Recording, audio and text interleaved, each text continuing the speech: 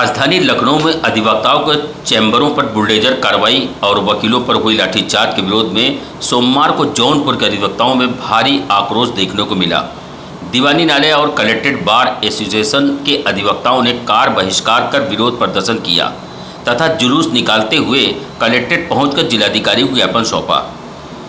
दीवानी न्यायालय bar association के अध्यक्ष सुभाष चंद्र यादव एवं मंत्री रणबहादुर यादव ने नेतृत्व में अधिवक्ताओं ने नारेबाजी करते हुए मार्च निकाला। कलेक्ट्रेट पहुंचने पर कलेक्टेड बार एसोसिएशन के अध्यक्ष घनश्याम सिंह एवं मंत्री मनोज मिश्रा के साथ अन्य अधिवक्ताओं ने जिलाधिकारी को मांग पत्र सौंपा। अधिवक्ताओं ने कहा कि अपने अधिकारों और सम्मान की रक्षा के लिए शांतिपूर्ण ढंग से प्रदर्शन कर रहे वकीलों पर लाठीचार्ज कराया जाना लोकतांत्रिक मूल्यों के खिलाफ है। अधिवक्ता समाज न्यायपालिका का अभिन्न अंग है और संविधान का कानून की रक्षा में महत्वपूर्ण भूमिका निभाता है। ऐसे में अधिवक्ताओं के सम्मान और अधिकारों की अनदेखी किसी भी कीमत पर स्वीकार नहीं की जाएगी।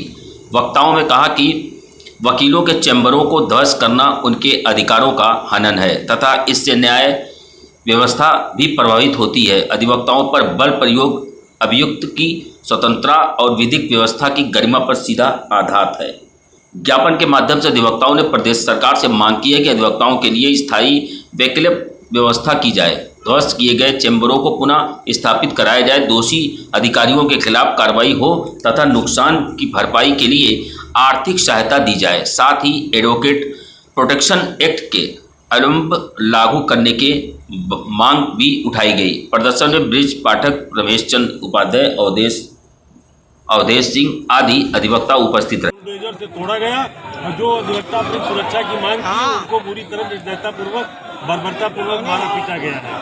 तो हम लोग उसके विरोध में हैं और पुलिस प्रशासन या सरकार अगर क्षेत्र नहीं लेती है तो यह लड़ाई बहुत लंबी होगी और पूरे प्रदेश में आग की तरह फैल जाएगी। न तो प्रशासन अपने पैर पर खड़ा रह जाएगा और न तो शासन रह जाएगा। क्या मांगे हैं आज आप? हमारी मांगे हैं कि जो अधिवक्ताओं का चैम्बर तोड़ा गया उनको बनवाया जाए, उनकी क्षतिपूर्ति दिया जाए और अधिवक्ता प्रोटेक्शन एक्ट लागू किया जाए। जो अधिकारी ये गलत कार्य किए हैं उनको दंडित किया जाए। लखनऊ के पारा पुलिस चौकी का एक मामला सामने जहां अधिवक्ता द्वारा दुर्व्यवहार किया गया, पुलिस ने दुर्व्यवहार किया। अधिवक्ता इतना बुद्धिमान होता है और विद्वान अधिवक्ता कहा जाता है। आप अपनी बात वापस लीजिए या मैं उनको चेतावनी देता हूँ जो ये कहते हैं कि अधिवक्ता द्वारा दुर्व्यवहार किया गया है, वो होश में आ जाए।